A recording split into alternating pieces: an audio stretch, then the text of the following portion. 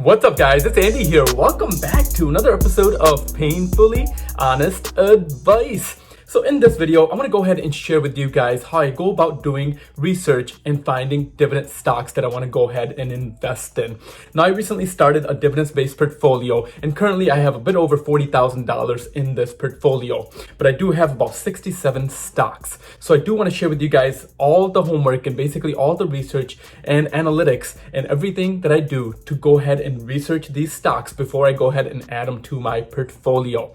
Now, I have been investing in the stock market for over 10 years now. So I'm going to go ahead and share with you guys basically a step-by-step on all the research that I do before I go ahead and choose the dividend stocks before I go ahead and invest in them. Now, if you are new to this channel, I make videos around business, personal finance, and investing. So if you like any of those topics, make sure to subscribe to the channel down below. And if you don't mind hitting that like button. So we're not going to waste any time here. So let's go ahead and just jump into it. And just to keep it very simple, I'm going to go ahead and break this down into a step-by-step. And basically, we're going to go ahead and go through 8 steps that I use to go ahead and research dividend-based stocks. Now, the first step is going to be to go ahead and have a strategy. Now, there's many different strategies to go ahead and invest in the stock market. I mean, there's things like day trading, growth investing, value investing, and then passive income investing. Now, in this case, my goal is passive income investing. And what that basically means is that I'm investing in the stock market in safe dividend stocks that are going to be building me additional passive income along the way, because these companies all pay out a dividend. Now, my goal with this strategy, and the reason why I say the first step is to go ahead and choose a strategy, is because you want to go ahead and stay committed to that strategy. And personally, why I really like dividend-based stocks is because at the same time, while the market can fluctuate every single day, and we obviously don't know what the market's going to do the following day, and we can't predict the future, with dividend investing, my focus is purely on the income and not on the market price of the particular stock. Additionally, with this type of strategy, it's a long-term strategy. So every single day as the market fluctuates, I don't have to lose sleep over that. And additionally, these stocks that pay out a dividend are usually stronger stocks, meaning if you look at some of their dividend history and you look at the fundamentals, dividend-based stocks usually tend to only pay out a dividend because they have additional income and they have good cash flow. Now, I'll go ahead and share with you guys all the research and basically how I go about determining each one of these stocks that I go ahead and add to my portfolio and basically my reasoning behind that. So let's go ahead and jump into step number 2. And that's going to be to go ahead and find a stock and go ahead and analyze the company. Now, this is going to be the second step here. Once you go ahead and have your strategy in place.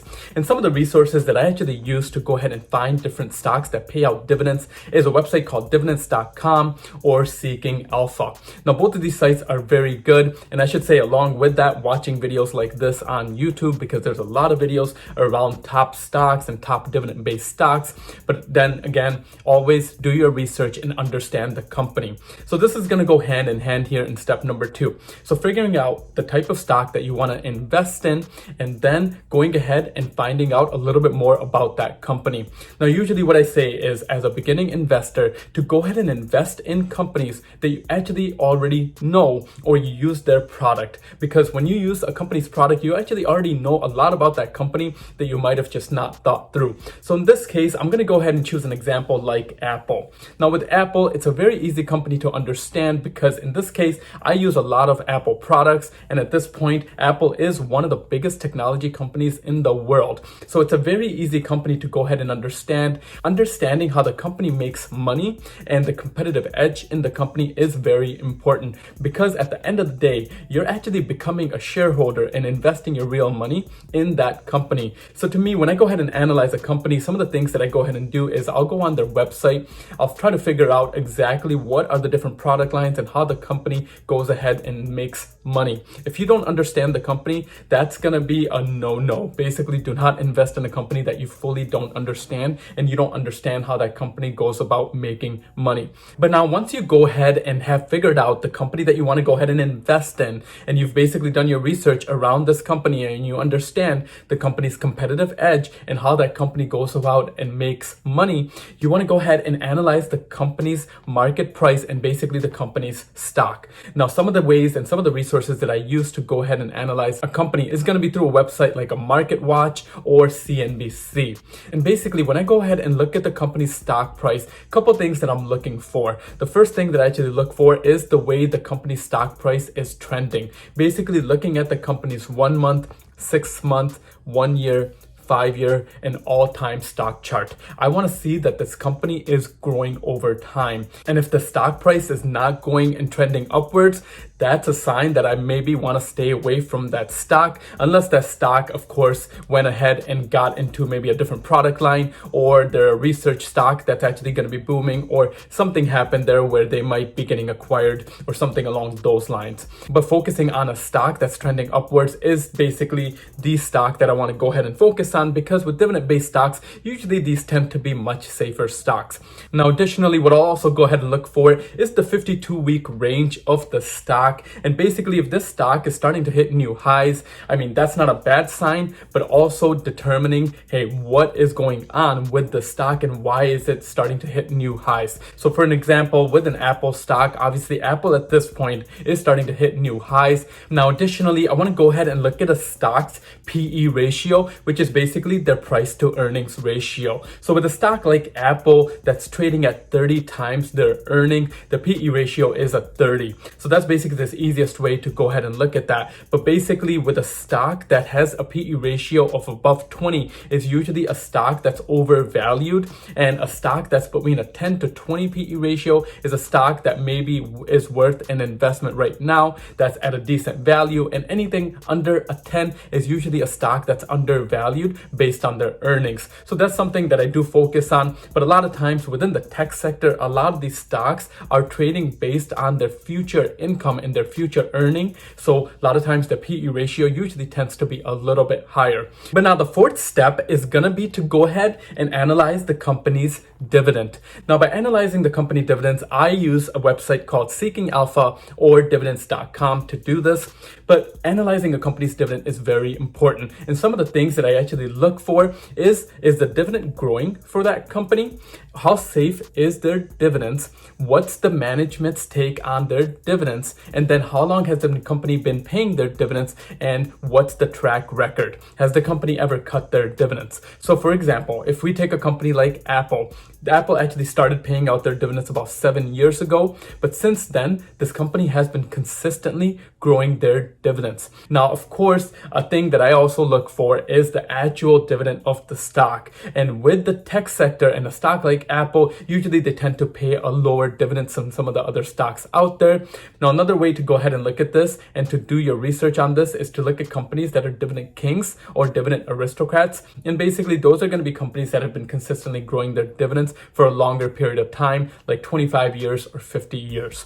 And basically now, if everything checks out there and the company has a consistent dividend, the next step here and the fifth step here is going to be to go ahead and review and analyze the financials. So basically with this, there's a couple things that I look for, and I'm going to basically keep it very beginner friendly here, but I look for the net income for the company and also look at the balance sheet.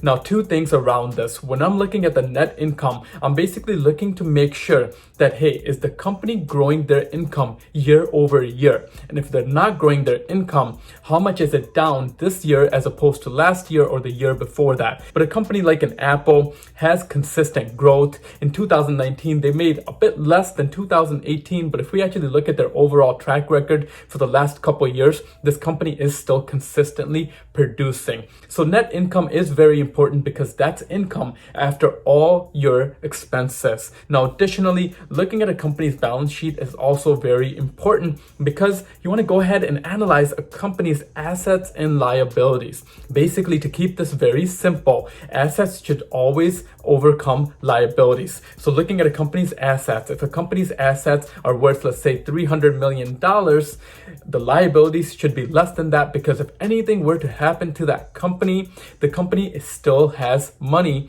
and they're able to go ahead and pay everybody off and pay off all their liabilities. companies. And a website I do like to use for this is going to be CNBC or Seeking Alpha. Now, additionally, before I go ahead and move to the next step, I do want to go ahead and take a minute to go ahead and say a thank you to my sponsor. This video is being sponsored by Webull. Webull is basically a trading app and a trading platform that I personally use myself. They give you 2 free stocks to go ahead and sign up with them. The first free stock is going to be just to go ahead and sign up and open an account with them. And a second free stock is going to be when you go ahead and deposit at least $100 in your account. That's going to be worth up to $1,400. So why not go ahead and get some free stocks with Webull? But now let's go ahead and jump into the 6th step. And basically the 6th step here is going to be to go ahead and see what analysts and experts are saying about this stock. So a couple different websites that I like to go ahead and use for this is going to be the trading app Webull or Robinhood or MarketWatch. And with all 3 of these, they're all going to have analysts that are going to go ahead and share their prediction and what they're basically expecting as far as the stock. And it's nice to go ahead and just get some expert feedback before going ahead and making a move and buying that stock. So if we just look at an example like Apple, 65% of analysts are basically saying that this stock is currently a buy, 28% are saying that it's a hold, and 8% are basically saying that this company is currently a sell. So this is a great way to go ahead and just give yourself self-assurance again that, hey, the stock is currently still a good buy to go ahead and invest in it right now. But now if everything goes ahead and checks off there, the next thing that I'll go ahead and want to do is go ahead and add this stock to my watch list. Now you can go ahead and add this stock to whatever trading app that you're using and add it to that watch list. You can also use Seeking Alpha, but some of the other ways that you can go ahead and do that is through Webull or through Robinhood. But any platform is great to go ahead and add it to your watch list. Now, the reason why I like to go ahead and add it to my watch list, and usually I tend to go ahead and watch a stock for at least a week before I go ahead and invest in that particular stock, is because I don't want to go ahead and make an impulsive decision. Basically, this gives me a good time frame to go ahead and watch the stock's performance, basically see if there's any other news that I may have missed on that stock, maybe watch some videos around that company, and basically determine that, hey, is this a good fit for my portfolio, and does this overall fit within my strategy? Because at the end of the day, making an impulsive decision is not a good idea, and I do this and I've done this many times in the past, but then I'll go ahead and back out of that stock, or I'll go ahead and sell that stock because it actually did not fit my overall objective or my overall strategy. So that's a good way to just watch a stock before going ahead and digging into it and buying that stock, which is going to take me to the 8th step, and that's going to be to go ahead and buy the stock. Now at this point, I would go ahead and start dollar cost averaging into that particular stock. Personally, my take is not to go ahead and invest too much into one particular stock up front. Invest whatever you can afford to invest at that point, but don't go all in. And by dollar cost averaging into that particular stock, it also gives you some time to go ahead and make sure that this investment is the right investment. And guys, that's basically gonna be everything that I go ahead and do from start to finish as far as going ahead and doing my research on dividend-based stocks. So hopefully you guys got something out of this video. Thank you again, guys, for watching this video if you've made it this far. Now, if you are new to my channel, make sure to go ahead and subscribe to the channel down below, as I do make videos all around these topics. And if you don't mind just hitting that like button. And additionally, don't forget to take advantage of 2 free stocks with Webull. But thank you again, guys, and I will see you guys at the next one.